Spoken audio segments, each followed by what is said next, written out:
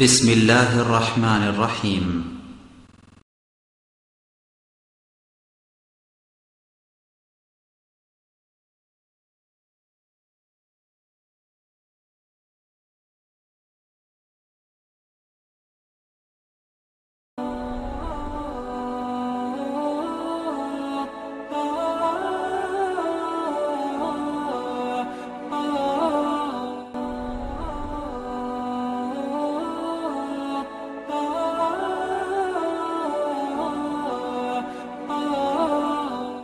إن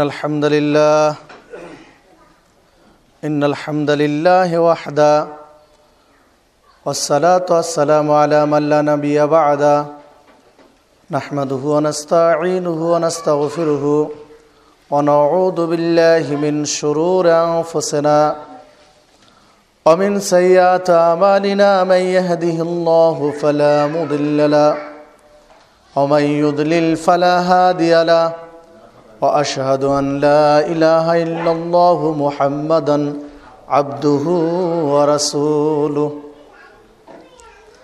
أرسله بالحق بشيرا ونذيرا وداعيا إلى الله بإذنه وسراجا منيرا أما بعد فإن خير الحديث كتاب الله وخير الهدي هدي محمد صلى الله عليه وسلم وشر الأمور محدثاتها وكل محدثة بدعة وكل بدعة ضلالة وكل ضلالة في النار أعوذ بالله من الشيطان الرجيم بسم الله الرحمن الرحيم قاف والقرآن المجيد بل عجبوا أن جاءهم منذر منهم فقال الكافرون هذا شيء عجيب أإذا متنا وكنا ترابا ذلك رجع بعيد قد علمنا ما تنقص الأرض منهم وعندنا كتاب حفيظ. قال الله تعالى في موضع آخر يا أيها الذين آمنوا اتقوا الله حق تقاته ولا تموتن إلا وأنتم مسلمون. وقال الله تعالى في موضع آخر إن الدين عند الله الإسلام. وقال الله تعالى في موضع آخر يا أيها الذين آمنوا ادخلوا في السلم كافة. عن أنس رضي الله عنه قال رسول الله صلى الله عليه وسلم من صلى صلاتنا واستقبل قبلتنا وأكل ذبيحتنا فذلك المسلم. رواه البخاري. وعن أبي سلمة رضي الله عنه قال رسول الله صلى الله عليه وسلم من ضر مسلما ضره الله ومن شاك مسلما شاقه الله. رواه أبو داود بإسناد صحيح. وعن ابن عمر رضي الله عنه قال رسول الله صلى الله عليه وسلم من سلم المسلمون من لسانه ويده. رواه البخاري. সম্মানিত জুমা জামাতের উপস্থিতি, সর্বাগ্রে সেই মহান রব্বুল আলামিনের কৃতজ্ঞতা প্রকাশ করি যার অশেষ মেহেরবানিতে সুস্থ শরীরে জুমার সালাতের জন্য মসজিদে সমবেত হতে পেরেছি, তাই বলে আলহামদুলিল্লাহ।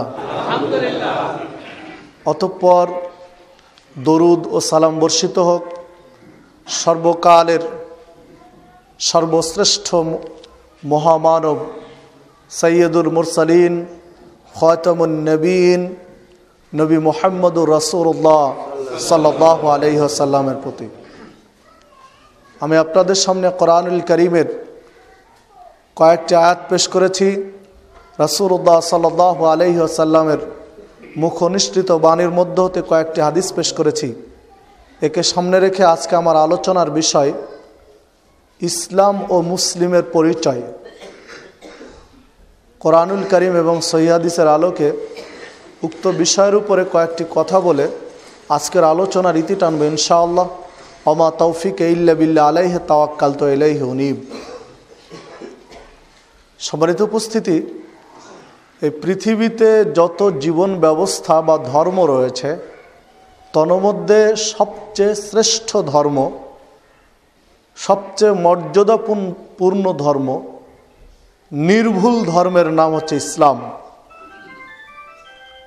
এই জন্য আল্লাহ রাব্বুল আলামিন পৃথিবীর সকল ধর্ম, মতবাদ, ইজম, তরিকাকে নাকচ করে দিয়ে ইসলামকেই মনোনীত করেছেন, নির্বাচিত করেছেন মানুষের জন্য। ঠিক এই পৃথিবীর সর্বশ্রেষ্ঠ মহামানব সৈয়দুল মুরসালিন খাতামুন নবীন নবী মুহাম্মদুর রাসূলুল্লাহ সাল্লাল্লাহু আলাইহি ওয়াসাল্লামকে নির্বাচিত করেছেন এই ইসলাম ধর্মের ধারক এবং বাহক হিসেবে। এই ইসলাম ধর্মের মুসলিমদের দিন প্রচারক হিসেবে তাকে নির্বাচিত করেছেন। দেখুন, এই পৃথিবীর শ্রেষ্ঠ নবী এবং রাসূল, শ্রেষ্ঠ মানুষ মুহাম্মদুর রাসূলুল্লাহ সাল্লাল্লাহু আলাইহি ওয়াসাল্লাম যখন বিদায় হজ্জের মাটিতে কথা বলছিলেন, জীবনের সর্বশেষ হজ করেছিলেন। হজ করার পরে পৃথিবীর সবচেয়ে বড় জমায়েত, বলতে পারি পৃথিবীর সবচেয়ে বড় সম্মেলন আরাফার মাটিতে,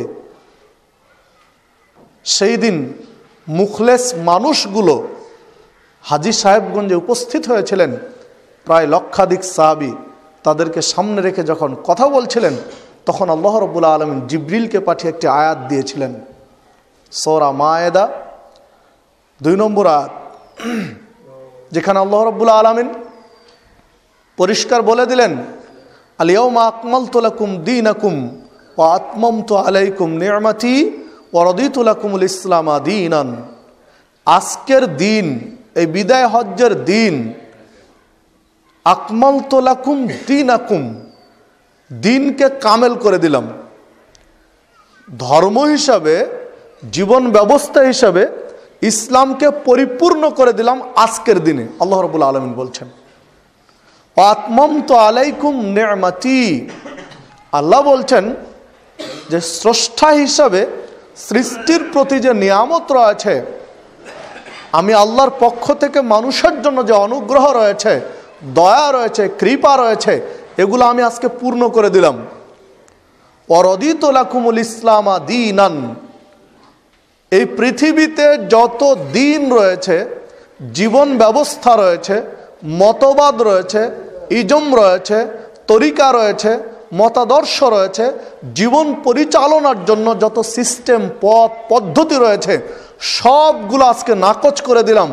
রাদিত, আমি রাজি হলাম, সন্তুষ্ট হলাম শুধুমাত্র একটি দিনের উপরে, একটি জীবন ব্যবস্থার উপরে, তার নাম হলো ইসলাম। আল্লাহ রাব্বুল আলামিন সেই দিনই ইসলামকে পরিপূর্ণ করে দিয়ে পৃথিবীর মানুষের জন্য, সারা পৃথিবীর মানুষের জন্য একটি মাত্র জীবন ব্যবস্থাকে নির্বাচিত করেছেন, তার নাম হলো ইসলাম। বিধায় মুক্তি পেতে চাইলে, নাজাত পেতে চাইলে ইসলাম ছাড়া বিকল্প কেউ চিন্তা করবে এই সুযোগ নেই। কাল কিয়ামতের মাঠে নাজাত পাওয়ার জন্য, মুক্তি পাওয়ার জন্য, জান্নাতে যাওয়ার জন্য, জাহান্নাম থেকে বাঁচার জন্য একটি মাত্র রাস্তা পৃথিবীতে খোলা রয়েছে, তার নাম হচ্ছে ইসলাম। দেখুন, আল্লাহ রাব্বুল আলামিন বলছেন সূরা আলে ইমরান 19 নম্বর আয়াতে, ইন্নাদ-দীনা ইনদাল্লাহিল ইসলাম,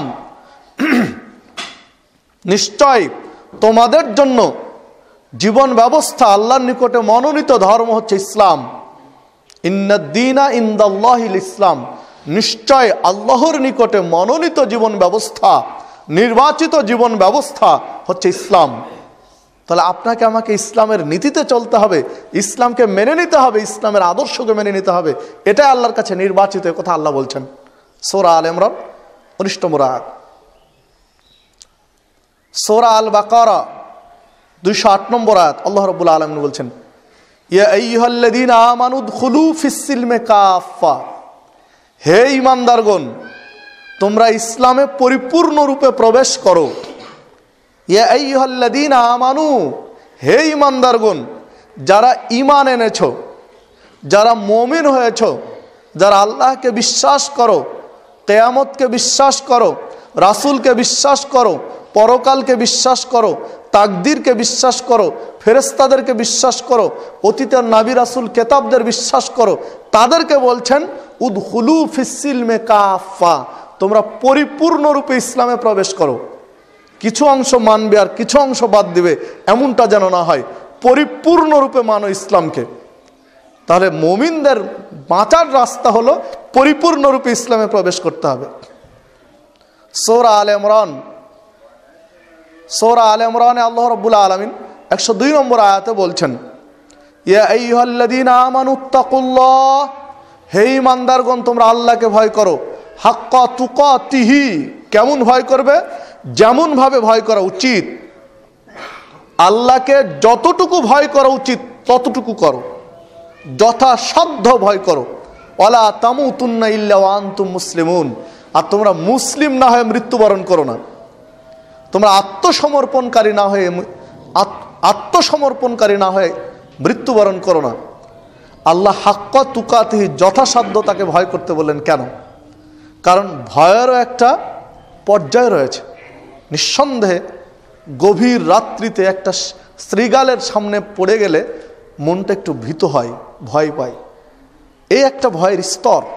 গভীর রাত্রে একাকী একটা শৃগালের মুখে পড়ে গেছি, সামনে পড়ে গেছি, আমার শক্তি আছে, সাহস আছে যে শৃগালটাকে আমি কাত করতে পারবো, ধরাশায়ী করতে পারবো, তারপরে ভয়ও আছে ওটা একটু হিংস্র প্রাণী, আমাকে আঁচড় দিতে পারে, আবার খামচাতেও পারে, কামড়ও বসাতে পারে। এটা একটা ভয়ের পর্যায়। ঠিক ওই রাত্রিতেই, ওই গভীর রাত্রিতে অন্যদিন যদি আমি রয়্যাল বেঙ্গল টাইগার একটা বাঘের মুখে পড়ি, তখনও হৃদয়টা ভয় পাবে। নিঃসন্দেহে শৃগালের মুখে পড়লে ভয়ের স্তর একরকম, আর বাঘের মুখে পড়লে ভয়ের স্তর আরও বেশি। ওই ব্যক্তি যদি সাপের মুখে পড়ে, নির্জন একাকী, কেউ নেই কাছে, তার কোনো প্রতিরোধের ব্যবস্থা নেই, অস্ত্র নেই, পড়েছে একটা সাপের মুখে, সেটাও কিন্তু একটা ভয়। তখনও কিন্তু লোকটি ভয় পেয়েছে। তাহলে দেখুন, তিনটে জিনিসকে যদি সামনে রাখি, তো সাপের মুখে পড়লে ভয়ের একটা পর্যায়, শৃগালের মুখে পড়েছি ভয়ের একটা পর্যায়, বাঘের মুখে পড়েছি ভয়ের একটা পর্যায়। তিনটা ভয়কে আপনি সমানভাবে মাপতে পারবেন না। তিনটিই কিন্তু ভয়, অথচ তিনটা ভয় সমান নয়। নিঃসন্দেহে শৃগালের মুখে ভয় পড়লে ভয়ের স্তরটা কম, সাপের মুখে পড়লে আরেকটু বেশি, আর যখন বাঘের মুখে পড়েছি তখন ভয়ের স্তরটা সর্বোচ্চ পর্যায়ে। ঠিক আল্লাহ রাব্বুল আলামিন ও কথা বলছেন, হাক্কা তুকাতিহি, তোমরা আল্লাহকে ভয় করো যেমন করা উচিত, আল্লাহকে ভয় করো যেভাবে করা উচিত। আল্লাহ রাব্বুল আলামিন যেই ধরনের সত্তা, তিনি যেই ধরনের অবস্থানে রয়েছেন, তিনি যেই ধরনের শাস্তি দিতে সক্ষম, তিনি যে ধরনের বিচার ব্যবস্থা প্রতিষ্ঠিত করতে সক্ষম, তিনি যে ন্যায় ইনসাফ করেন বিচারের মাঠেও, এই সার্বিক বিষয়ে যেভাবে তাকে তার সত্য অনুযায়ী ভয় করা উচিত, ওইভাবে ভয় করো।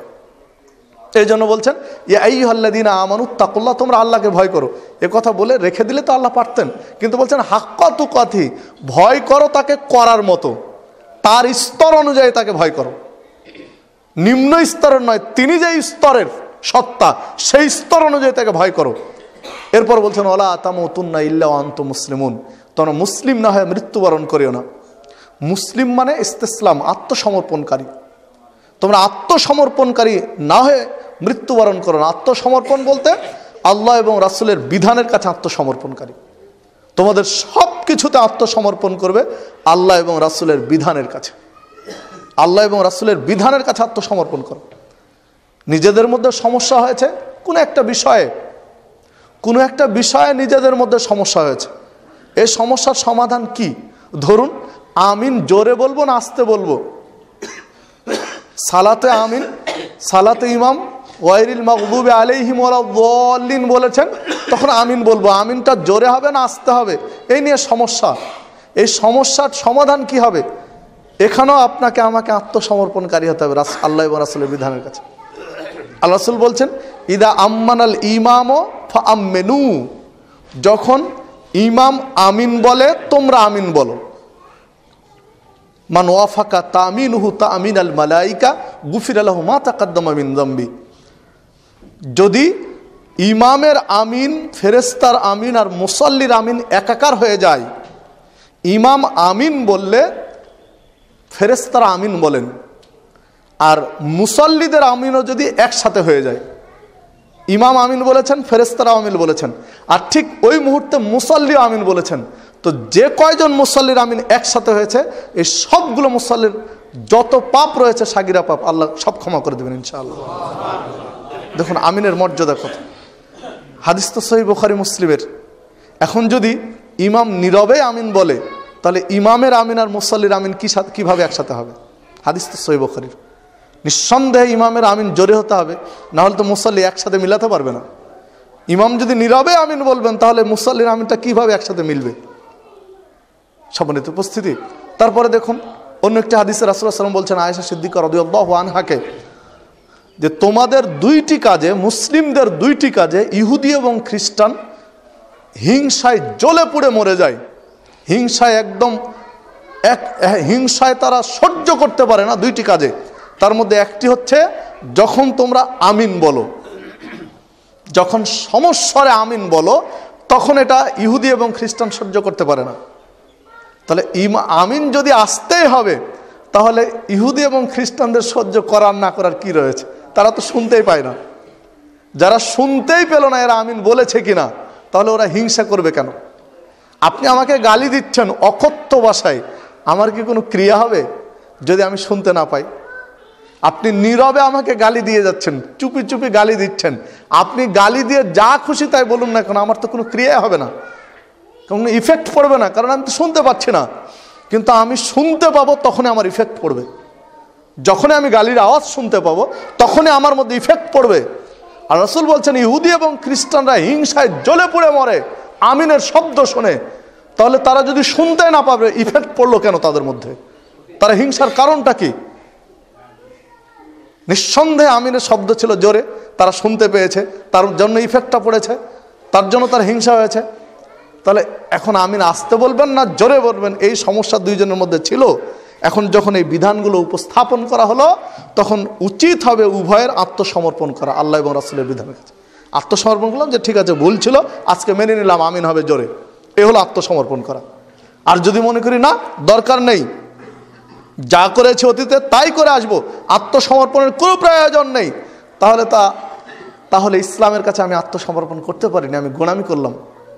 যদি গোলামি করি ফলাফল খুব করুন।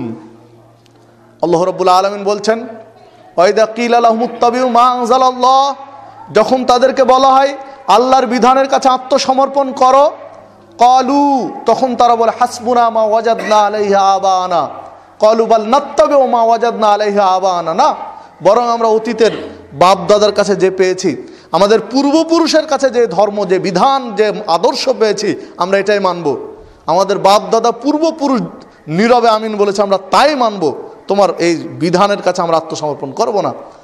আওয়ালাউ কানা শায়াতান ইয়াদউহুম ইলা আযাবিস সাঈর, অথচ তারা জানে না শয়তান তাদেরকে ডাকছে জাহান্নামের দিকে, জ্বলন্ত অগ্নিশিখার দিকে তাদেরকে আহ্বান করছে যে তোমরা বাপ দাদার দোহাই দাও আর বাপ দাদার ধর্ম নিয়ে পড়ে থাকো, জাহান্নামের মধ্যে চলে যাও। শয়তান এই পথে উদ্বুদ্ধ করছে।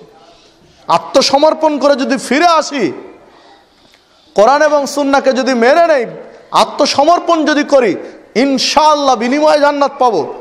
আর যদি আত্মসমর্পণ না করে গোলামি করি, বাপ দাদার দোহাই দিয়ে যদি থেকে যাই সে ধর্মের দিকে, তাহলে জাহান্নামের দিকে চলে যাচ্ছি। শয়তান আহ্বান করছে। আত্মসমর্পণ করলে ফলাফল কি? আল্লাহ রাব্বুল আলামিন বলছেন সূরা ফুরকান ৭০ নম্বর আয়াত, মান তাবা ওয়া আমানা ওয়া আমিলা আমালান সালিহা, যে ব্যক্তি তওবা করে, ফিরে আসে, ভুল সংশোধন করে। এতদিন জানছিল আমিন নীরবে বলবো, এখন জানছে আমিন জোরে বলতে হবে। তওবা করলো, ফিরে আসলো যে এতদিন ভুল করেছি, এখন ফিরে আসলাম, এখন থেকে জোরে বলবো। ও আমানা, আল্লাহকে বিশ্বাস করে, ও আমিলা আমালান সলেহা, আর বাকি যতদিন বেঁচে আছে ও সৎ আমল করে, নির্ভরযোগ্য আমল করে, নির্ভেজাল আমল করে, ত্রুটিমুক্ত আমল করে, তাহলে ফাউলাইকা ইউবাদদিলুল্লাহু সাইয়্যাতিহিম হাসানা। আল্লাহ রাব্বুল আলামিন বলছেন এতদিন যত পাপ করেছে নীরবে আমিন বলে, সকল পাপগুলো আল্লাহ এবার নেকিতে পরিণত করবেন। সুবহানাল্লাহ, আল্লাহু আকবার। তাহলে আর কি পেতে চায়? ভুল সংশোধন করলে এটা সবচেয়ে বড় লাভ। যখন ভুল ধরা পড়বে, ভুলটা যদি হাতে নাতে সংশোধন করি, তাহলে সবচেয়ে বড় লাভ হলে ভুল করার বিনিময়ে যত পাপ হয়েছিল এই পাপগুলো এখন নেকি হয়ে যাবে। আল্লাহ রাব্বুল আলামিন এত সুযোগ দিয়েছেন, তাহলে আমাদের ভুল সংশোধন করতে আপত্তি কেন থাকবে? আত্মসমর্পণ করতে অসুবিধাটা কোথায়? আর যদি ভুলের উপরে থেকে যায়, পূর্বপুরুষদের, পূর্বের আলেমদের দোহাই দিয়ে যদি থেকে দেয়, তাহলে জাহান্নামের দিকে ডাকছে শয়তান। আল্লাহ আমাদেরকে হেফাজত করুন, আল্লাহুম্মা আমিন। সম্মানিত উপস্থিতি, যে কথা বলছিলাম, আল্লাহ রাব্বুল আলামিন বললেন, হে ঈমানদারগণ, তোমরা আত্মসমর্পণ করো, আল্লাহকে ভয় করো, যেভাবে ভয় করা উচিত। আর মুসলিম না হয়ে, আত্মসমর্পণকারী না হয়ে তোমরা মৃত্যুবরণ করো না। এভাবে যদি আমরা খুঁজতে যাই, আল্লাহ রাব্বুল আলামিন সূরা ফুসসিলাত বা হামিম সিজদা 33 এবং 34 নম্বর আয়াতে বলছেন, ওমান আহসানু কওলাম মিম্মান দাআ ইলাল্লাহ ওয়া আমিলা আমালান সালিহা ওয়া ক্বালা ইন্নানি মিনাল মুসলিমিন। যে ওই ব্যক্তির চেয়ে ভালো আর কে হতে পারে? ওমান আহসানু কওলাম মিম্মান দাআ ইলাল্লাহ, যে ব্যক্তি উত্তম কথা দিয়ে, সর্বোত্তম আদর্শ দিয়ে, দলিল প্রমাণ দিয়ে আল্লাহর দিকে ডাকে, ও আমিলা আমালান সালেহা, এবং সৎ আমল করে, ও ক্বালা ইন্নানি মিনাল মুসলিমিন, এবং বলে আমি একজন মুসলিম, আমি একজন আত্মসমর্পণকারী। এর চেয়ে ভালো মানুষ আর কে হতে পারে? আল্লাহ বলছেন। তাহলে মুসলিমের গুণ এখানে আল্লাহ বর্ণনা করেছেন। মুসলিমের গুণ বর্ণনা করেছেন যে 3টি গুণ হবে মুসলমানের পরিচয়। প্রকৃত মুসলিমের পরিচয় হবে 3টি। ওমান আহসানু কওলাম মিম্মান দাআ ইলাল্লাহ, আল্লাহর দিকে মানুষকে আহ্বান করবে সর্বোত্তম কথা দিয়ে, সর্বোত্তম কথা দিয়ে, সর্বোৎকৃষ্ট কথা দিয়ে, নির্ভেজাল কথা দিয়ে আল্লাহর দিকে ডাকবে, সত্য কথা দিয়ে আল্লাহর দিকে ডাকবে। মুসলমানের এটা প্রথম পরিচয়। মিথ্যা কথা দিয়ে যদি আল্লাহর দিকে ডাকি, ত্রুটিপূর্ণ কথা দিয়ে যদি আল্লাহর দিকে ডাকি, তাহলে মুসলমানের বৈশিষ্ট্য আমি নষ্ট করলাম। আর দ্বিতীয়ত, ওয়া আমিলা আমালান সালিহা, এবং সৎ আমল করে, নির্ভেজাল আমল করে, ত্রুটি মুক্ত আমল করে। দ্বিতীয় গুণ এটা, আল্লাহর দিকে মানুষকে ডাকে ভালো কথা দিয়ে। দ্বিতীয় গুণ হলো ভালো আমল করে, ত্রুটিমুক্ত আমল করে। আর তৃতীয় গুণ হলো ক্বালা ইন্নানি মিনাল মুসলিমিন, আরও বলে নিশ্চয় আমি একজন মুসলিম, আমি আত্মসমর্পণকারী। আমার ত্রুটি হলে কোরআন এবং সুন্নাহর কাছে আমি আত্মসমর্পণকারী, আমার ভুল ধরা পড়লে আমি আত্মসমর্পণকারী। এই 3টা গুণ যে বলতে পারে, এই 3টা গুণ যদি কারোর মধ্যে থাকে, তাহলে আপনি আমি প্রকৃত মুসলিম। 3টার একটা যদি ঘাটতি পড়ে, তাহলে আপনি আমি প্রকৃত মুসলিম নই। দেখুন যে আপনি আমি এখানে ধরা খেয়ে গেছি, এই 3টি গুণ আমাদের কাছে খুব কম রয়েছে। প্রথম গুণ যদি বিশ্লেষণ করি, আল্লাহ বলছেন কওলাম মিম্মান দাআ ইলাল্লাহ, ওমান আহসানু কওলাম মিম্মান দাআ ইলাল্লাহ, সর্বোত্তম কথা দিয়ে আল্লাহর দিকে ডাকতে হবে, নির্ভেজাল কথা দিয়ে আল্লাহর দিকে ডাকতে হবে। কিন্তু নির্ভেজাল কথা কি আমাদের কয়জনের কাছে আছে? আমরা ভেজাল কথা দিয়ে আল্লাহর দিকে ডাকি, আমরা ত্রুটিপূর্ণ কথা দিয়ে আল্লাহর দিকে ডাকি। আল্লাহ রাসূল সাল্লাল্লাহু আলাইহি ওয়াসাল্লাম বলছেন, যে হাদিসটি সহিহ বুখারীর মধ্যে এসেছে, বাল্লিগু আন্নি ওয়ালাউ আয়া, আমার পক্ষ থেকে একটি কথা জানা থাকলে এটা প্রচার করো, জানাও। শর্ত দিলেন যে কথাটা আমার হতে হবে, নিশ্চিত রাসূলের কথা যেটা, সেটা প্রচার করতে হবে। রাসূলের কথা নিশ্চিত এটা রাসূলের কথা, সেটা প্রচার করতে হবে। যে কথায় ত্রুটি আছে, সন্দেহ রয়েছে, এই কথা প্রচার করতে রাসূল নিষেধ করলেন এই হাদিসের মধ্যে। আগে নিশ্চিত হতে হবে কথাটা ঠিক কিনা, এই কথাটা রাসূলের কিনা। যদি সহি কথা হয় তাহলে প্রচার করতে হবে, সহি না হলে আপনাকে আমাকে বাদ দিতে হবে। সম্মানিত উপস্থিতি, দেখুন ভুল কথা দিয়ে আমরা দিন প্রচার করছি, আল্লাহর দিকে ডাকছি। ওয়াজ মাহফিল, বক্তৃতার মঞ্চ, খুতবায় দাঁড়িয়ে থেকে বিভিন্নভাবে আমরা কিভাবে বলছি যে হুব্বুল ওয়াতান মিনাল ঈমান, দেশকে ভালোবাসা ঈমানের অঙ্গ। অথচ এটি একটা জাল হাদিস, রাসূলের নামে এটি একটা মিথ্যাচার। আল্লাহ রাসূল দেশকে ভালোবেসেছেন এই মর্মে বহু আলোচনা পাওয়া যায়, তিনি গুরুত্ব দিয়েছেন, অনেক আলোচনা আছে, সেগুলো বলেন। কিন্তু এই জাল হাদিসটা কেন বললাম? মানুষকে উদ্বুদ্ধ করতে গিয়ে যে জাল হাদিস, ভুল কথা দিয়ে আল্লাহর দিকে ডাকলাম, মাহফিলে মানুষকে উদ্বুদ্ধ করলাম ভুল কথা দিয়ে, তাহলে আমি মুসলমানের যে পরিচয় বৈশিষ্ট্য নষ্ট করলাম। দেখুন, আমরা বলছি যে জ্ঞানীর কলমের কালি শহীদের রক্তের চেয়েও মূল্যবান, বিভিন্ন স্টিকারে লেখা থাকে আল হাদিস, অথচ এর কোনো হাদিস নয়, এগুলো মিথ্যা কথা, ইসলামের নামে চলছে। মানুষকে উদ্বুদ্ধ করছি, জ্ঞানের জন্য উদ্বুদ্ধ করছি, মানুষকে জ্ঞান অর্জনের জন্য উদ্বুদ্ধ করছি যে জ্ঞানীর কলমের কালি শহীদের রক্তের চেয়েও পবিত্র বা উত্তম। জ্ঞান অর্জন করার জন্য এই কথা দিয়ে উদ্বুদ্ধ করতে হবে কেন? জ্ঞান অর্জনের জন্য আর কোনো সহি কথা নেই? আমরা বলছি উতলুবুল ইলম ওয়ালাউ কানা বিসসিন, তোমরা জ্ঞান অর্জন করার জন্য চীন দেশে হলেও জ্ঞান অর্জন করো, এগুলো কথা আমরা বলছি। অথচ এগুলো জাল হাদিস, কোনো সহি হাদিস নয়। জ্ঞান অর্জন করতে চীনে যেতে হবে কেন? রাসূলকে চীন দেশে অমুসলিমদের কাছে জ্ঞান অর্জন করতে বলবেন? জ্ঞান অর্জন করতে যদি বলতাম যে সৌদি যাও, মক্কায় যাও, মদিনায় যাও, তাও না হয় কথার কথা কিছু ধরে নেওয়া যেত। সম্মানিত উপস্থিতি, জ্ঞান অর্জন করতে উদ্বুদ্ধ করার জন্য কত হাদিস এসেছে। যে ইবনে মাজার মধ্যে হাদিস আসলো, রাসূল বলছেন তলাবুল ইলম ফারিদা আলা কুল্লি মুসলিম, প্রত্যেক মুসলিমের জন্য জ্ঞান অর্জন করা ফরজ। এর চেয়ে আর বড় কথা কি নেবেন? জ্ঞান অর্জন করার জন্য প্রত্যেক মুসলিম, চাই তিনি নারী চাই তিনি পুরুষ, তিনি যদি মুসলিম হন তাহলে তার জন্য জ্ঞান অর্জন করা ফরজ।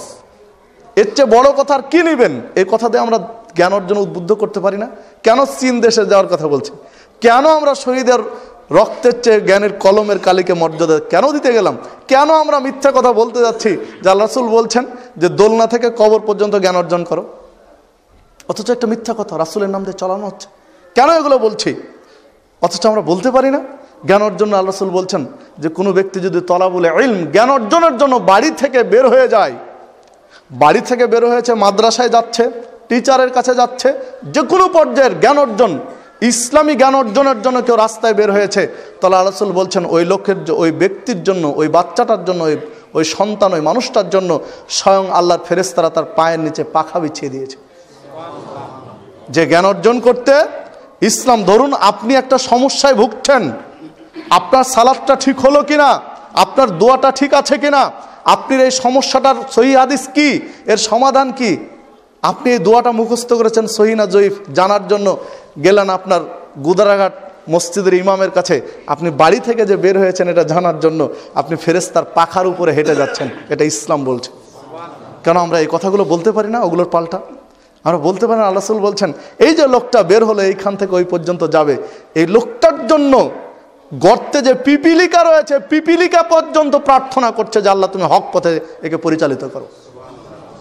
পানির মধ্যে যে মাছ আছে, মাছ পর্যন্ত তার জন্য প্রার্থনা করছে আল্লাহ তুমি একটা হক, এই লোকটা জ্ঞান চায়, জ্ঞান অর্জন করতে চায়, একে হক পথ দেখাও। পৃথিবীর যত সৃষ্টিকুল রয়েছে সবাই তার জন্য প্রার্থনা করে যে লোকটা সহি জ্ঞান অর্জনের জন্য রাস্তায় বের হয়। একাধিক সহি হাদিস আছে। আমরা এই কথাগুলো না বলে জাল জয়ীফ এই কথাগুলো দিয়ে দিন প্রচার করছি, তাহলে আমরা তো মুসলিমের যে পরিচয় বৈশিষ্ট্য, এই বৈশিষ্ট্য হারিয়েছি একদিক।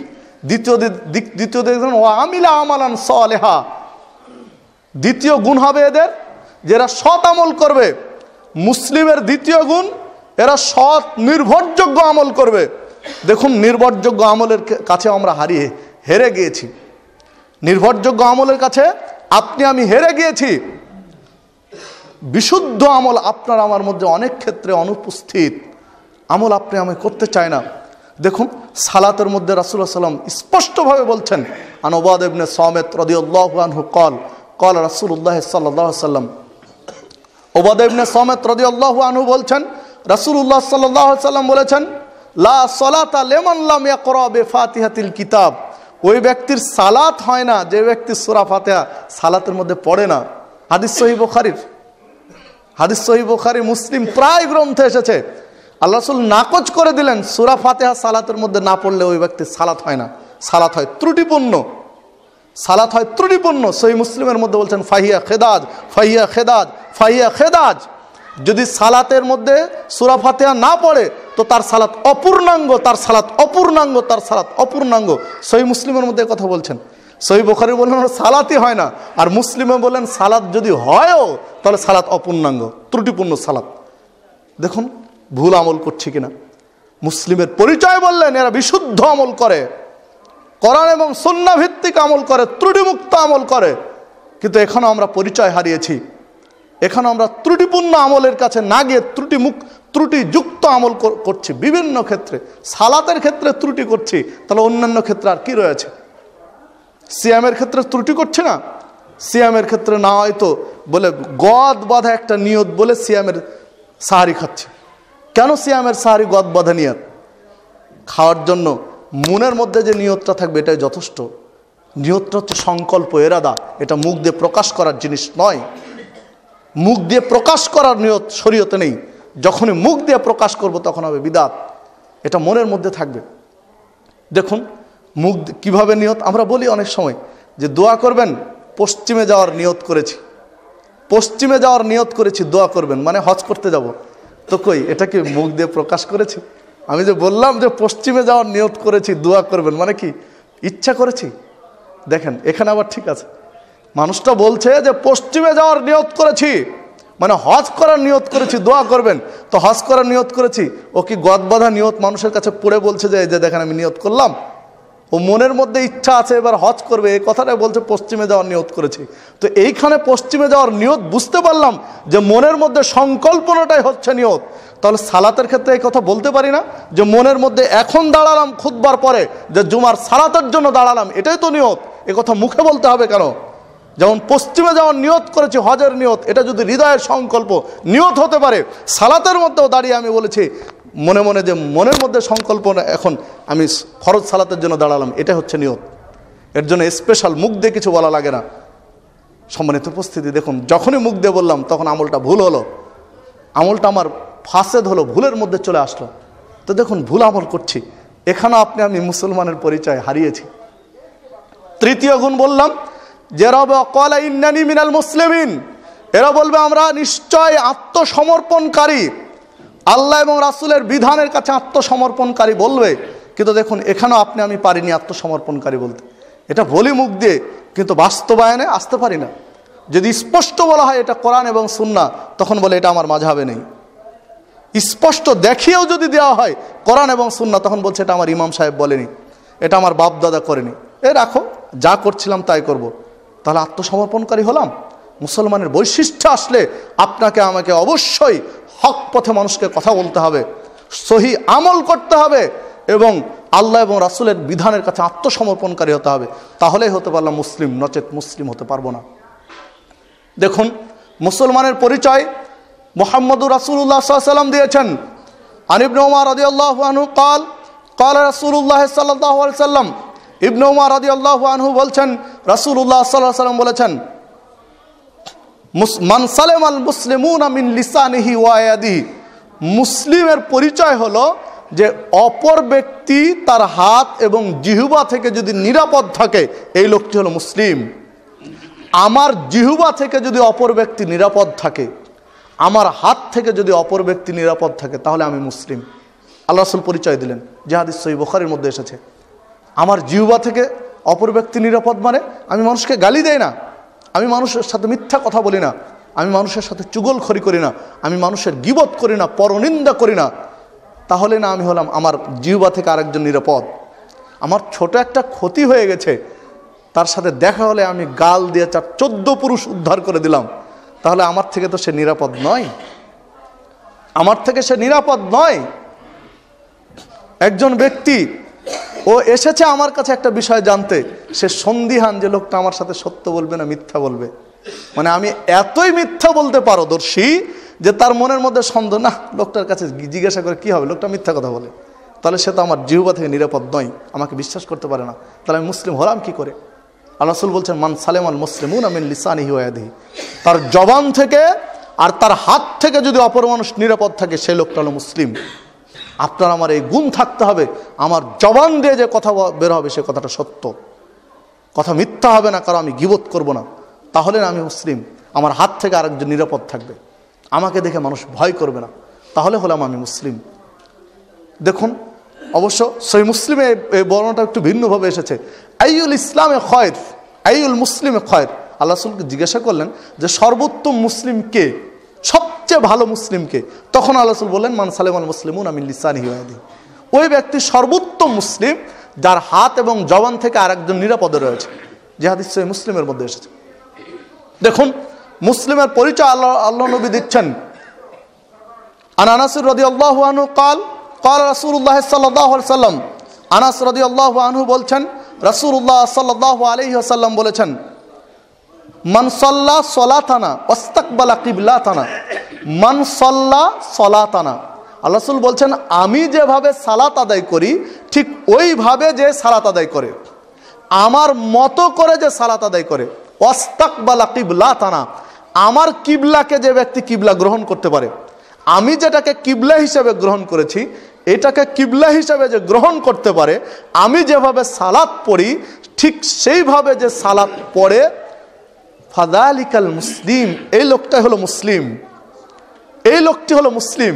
তাহলে মুসলিমের পরিচয় দেখুন, এখানে বিধর্মী ইহুদি খ্রিস্টান বা আদার্স অন্যান্য তারা পশ্চিমকে কিবলা হিসেবে গ্রহণ করতে চায় না, ওদেরকে নাকচ করেছেন, ওরা মুসলিম নয়। যারা পশ্চিমকে মুহাম্মদ সাল্লাল্লাহু আলাইহি ওয়াসাল্লামের কিবলাকে কিবলা হিসেবে গ্রহণ করতে পারেনি তারা মুসলিম নয়। আর বলেন মান সাল্লা সালাতানা, আমার মতো করে যারা সালাত আদায় করে না তারাও মুসলিম নয়। মুহাম্মদ সাল্লাল্লাহু আলাইহি ওয়াসাল্লামের মতো করে সালাত আদায় করতে হবে, তাহলে না হলো মুসলিম। আল্লাহ রাসূল বলছেন, মান সাল্লা সালাতানা, আমার মতো করে যারা সালাত আদায় করে, আমি যেভাবে সালাত আদায় করি ওইভাবে যে সালাত আদায় করে, ওয়াস্তাকবালা কিবলাতানা, আমি যাকে কিবলা গ্রহণ করেছি এইভাবে এই কিবলাকে যে কিবলা গ্রহণ করতে পারে, ফাযালিকাল মুসলিম, এই লোকটা হলো মুসলিম। যে হাদিস সহিহ বুখারীর মধ্যে এসেছে। সম্মানিত উপস্থিতি, তাহলে মুহাম্মদ সাল্লাল্লাহু আলাইহি ওয়াসাল্লামের মতো করে সালাত আদায় করতে হবে, আল্লাহ রাসূল এই কথা বললেন। মুসলিম হওয়ার জন্য পরিচয়, মুসলমানের পরিচয় হলো মুহাম্মদ সাল্লাল্লাহু আলাইহি ওয়াসাল্লামের মতো করে সালাত আদায় করে। এই কথাটা একটু অন্যভাবে এসেছে। আন মালিক ইবনে হুয়াইরিস রাদিয়াল্লাহু আনহু قال قال রাসূলুল্লাহ সাল্লাল্লাহু আলাইহি ওয়াসাল্লাম, মালিক ইবনে হুয়াইরিস রাদিয়াল্লাহু আনহু বলছেন, রাসূলুল্লাহ সাল্লাল্লাহু আলাইহি ওয়াসাল্লাম আমাদেরকে বলেছেন, সাল্লু কামা রাআইতুমুনি উসাল্লি, তোমরা ওইভাবে সালাত আদায় করো আমাকে যেভাবে সালাত আদায় করতে দেখছো।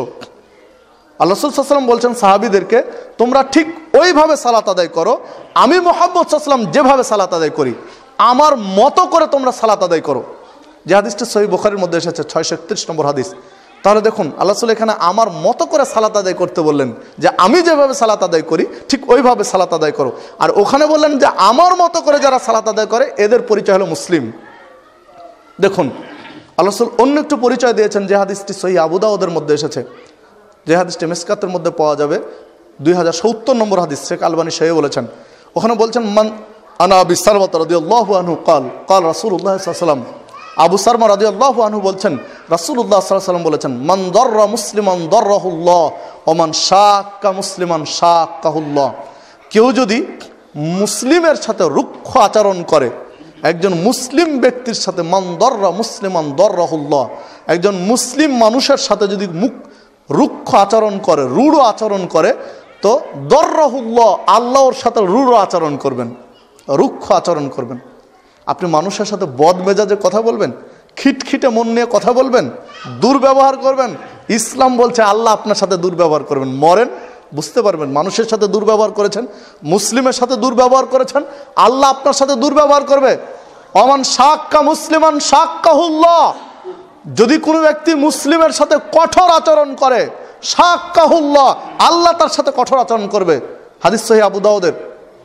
একজন মানুষ ভুল করেছে, আপনার কাছে করজোড়ে ক্ষমা চাচ্ছে যে আমি ভুল করেছি, আমাকে মাফ করে দিন, বা আপনার এই অন্যায়টা করেছে আমি ক্ষমা চাচ্ছি।